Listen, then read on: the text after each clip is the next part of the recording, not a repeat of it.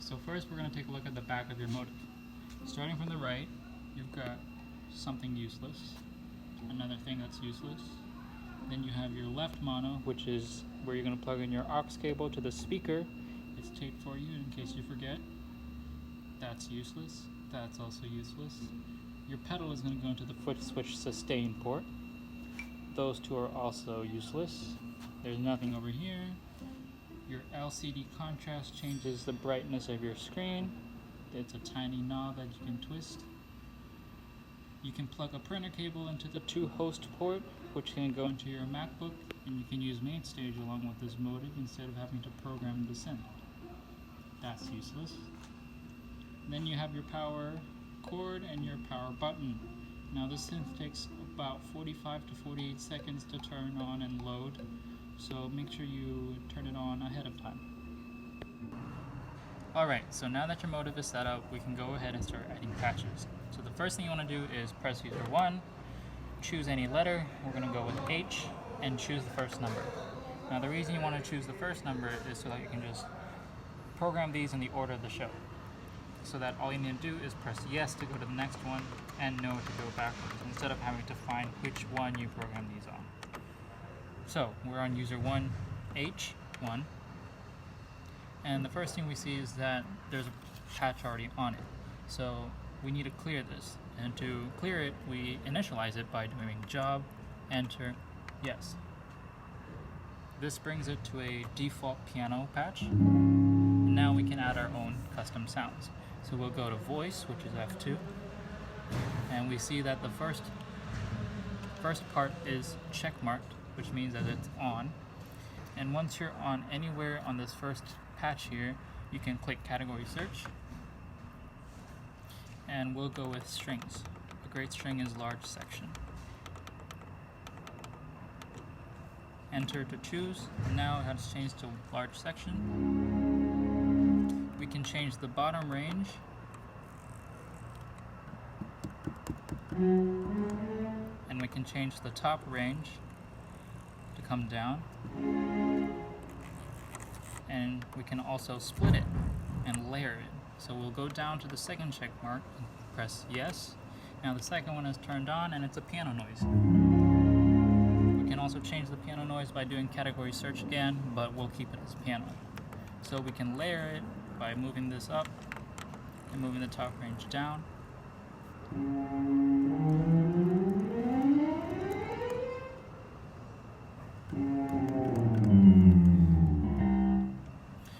We can do it the other way around if we wanted to, and we can layer it.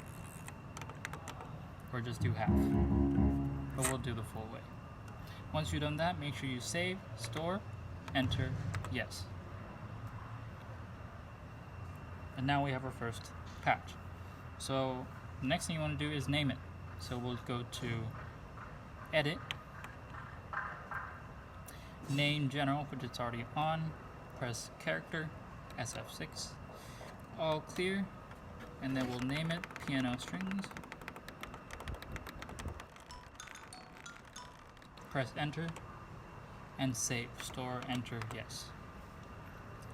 So now our first patch, piano strings, is saved for us. We can also copy this if we need it later on in the show by doing store, and instead of enter, you press the number you want.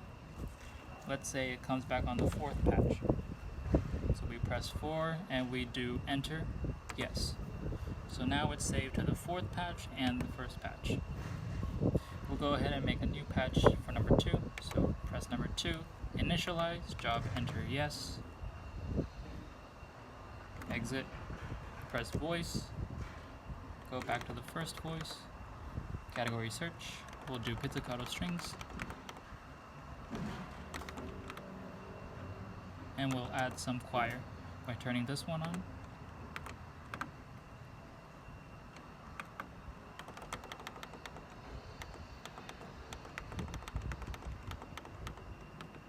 We'll also add a third voice, and it'll be organ.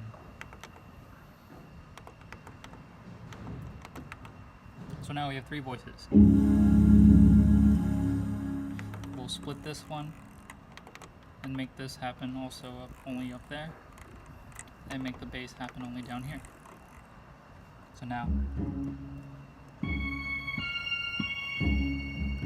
we have a split voice. We'll save, store, enter yes. We'll go to edit, char, clear, and we'll just title it something simple this time. Store, enter yes to save. And now we have our first two patches, 1 and 2. Now if you look at the part name and these 4 volumes, you can see that they correlate. 1, 1, 2, 2, 3, 3, and 4, 4. These also correlate to the first 4 volume slides on here. So 1, 2, 3, 4, 1, 2, 3, 4. So if we want the pizzicato to be softer, we can use this. But to change it, you have to first reach the arrow wherever it's at before any change is made. Otherwise, it won't make any changes like this one. So we'll put the pizzicato down, and now it's quieter. Or we can put it up and make it loud. Now after any change you make, you have to save it. Otherwise, it'll come back to where it was previously saved to. So now we have our new change. So when we come back, we can see that they're at the new volumes. You can also change the color of your screen by going to Utility, go to General Screen, which it's already at, go down to the color, and use the yes or no or the wheel to change your color. We'll go with purple. Now to save on here, all you need to do is press store. Exit, and that's pretty much it for creating your patches. Now all you need to do is program the rest of these to whatever your show needs. As for the rest of these buttons, you'll probably never have to use them, but some things to keep in mind are if one of these two are on, make sure you come back to program. Otherwise, it will not increase or decrease.